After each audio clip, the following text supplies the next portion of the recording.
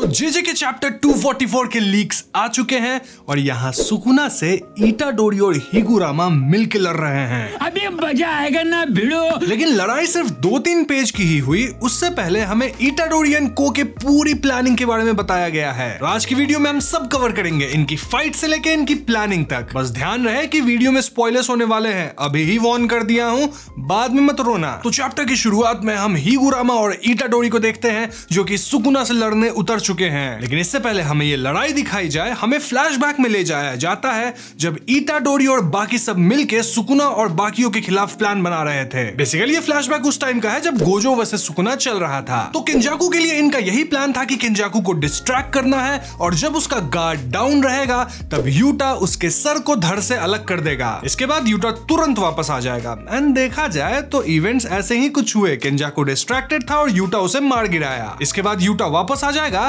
और ये वाला प्लान तभी इंप्लीमेंट होगा जब गोजो हारेगा। वेल, गोजो हार भी गया और किंजाकू के साथ वही हुआ जैसा इन्होंने प्लान किया था। यहाँ हमें एक और नॉट सो इम्पोर्टेंट डिटेल बताई जाती है कि मीवा अब अपना कटाना वील्ड नहीं कर सकती। क्यों? क्योंकि शिबुया में वो किंजाकू पे एक वन शॉट मारने के लिए ऐसा कुछ बाइंडिंग वाव करी थी। अब प्लानिंग के दौरान कुसाकाबे कहता है कि भैया आगे जो लड़ाई होगी वो बहुत ही करक होने वाली है, तो जिसके पास आरसीटी है और जिसे मरने से डर नहीं लगता वही लड़ाई में कूदना, बाकी लोग सिर्फ एज ए बैकअप रहेंगे। ये सुनते कामो कहता है कि भैया मैं नहीं लड़ेगा, मुझे अपने परिवार की देखभाल करनी है। तो ऐसे में मैं अपने परिवार को लेके देश से ही बाहर चला जाऊंगा, लड़ाई वड़ाई में नहीं पड़ना अपन को। यहाँ यूजी कामो को कंसोल करके कहता है कि आप नहीं लड़ेंगे तो भी कोई बात नहीं, आपसे हम काफी कुछ सीख लिए हैं। वैसे ये चोजो है, इससे तो हम कुछ सीख ही नहीं सकते, इसको कुछ सुखाना नहीं आता। एक मिनट, यूजी कामो और चोजो से सीख क्या रहा है?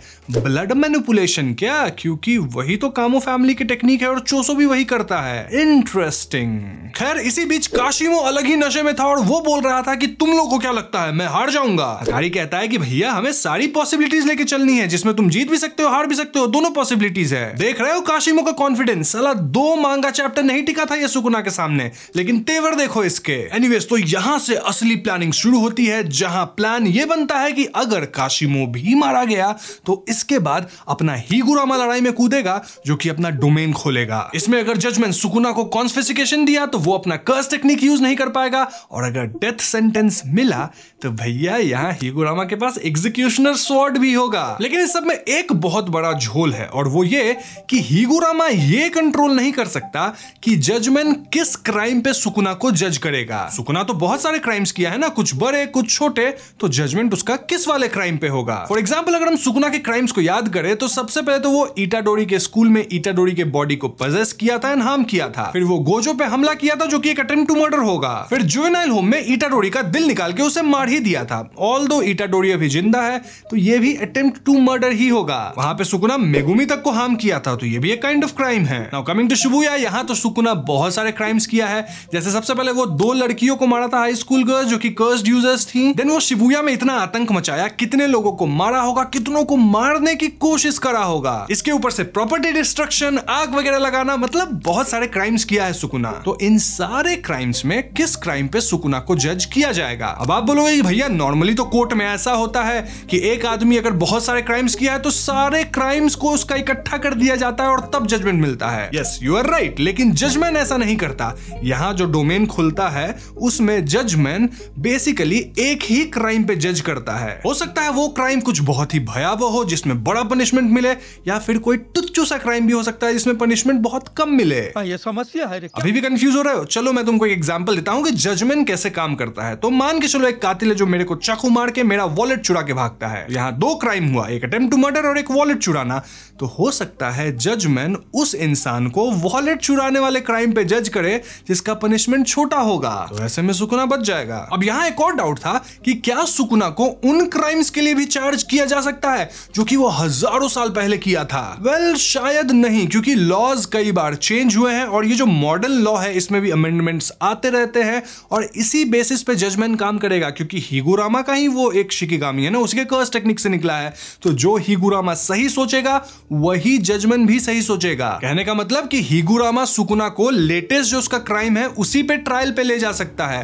पहले वो क्या किया, इससे ना हिगुरामा को ना जजमेंट को कोई मतलब है। और हाँ, मैंने ये तो बताया ही कि जजमेंट हिगुरामा के ही कर्स टेक्निक से निकला है, तो हिगुरामा अगर सोचता है कि ये क्राइम पे सुकुना को जज नहीं किया जा सकता तो जजमेंट का स्टांस भी सेम रहेगा। अब यहाँ एक और प्रॉब्लम है भाई। यही नहीं, अभी और सुनिए। मान के चलो सुकुना को कॉन्फिस्केशन मिल भी जाता है तो सुकुना की कौन सी कर्स टेक्निक नहीं काम करेगी? याद है ना, उसके पास अभी 2 कर्स टेक्निक है, एक मेगुमी का 10 शैडोज और एक उसका अपना मेलवोलेंट किचन, आई मीन मेलवोलेंट श्राइन। तो कौन सा कर्स टेक्निक गायब होगा या फिर दोनों गायब होगा? अबे साला ये सुकुना है या ऐसा इंसान जो हर बाजी को पलट देता है? इसको कैसे फंसा पाएंगे ये लोग? लेकिन एक तरीका है और यूजी के दिमाग की यहाँ बत्ती जलती है और वो बोलता है मेरे पास एक प्लान है और इस प्लान से सुकुना को 100% डेथ पेनल्टी ही मिलेगा। तो यहाँ से सीन प्रेजेंट में फाइट पे आता है जहां मे अपना कौवा सुकुना की तरफ भेजती है जिसे सुकुना पलक झपकते ही डिस्ट्रॉय कर देता है। ये कौवा वगैरह थोड़ी सुकुना पे काम करेगा, लेकिन हाँ उसका ध्यान जरूर भटका दिया ये कौवा,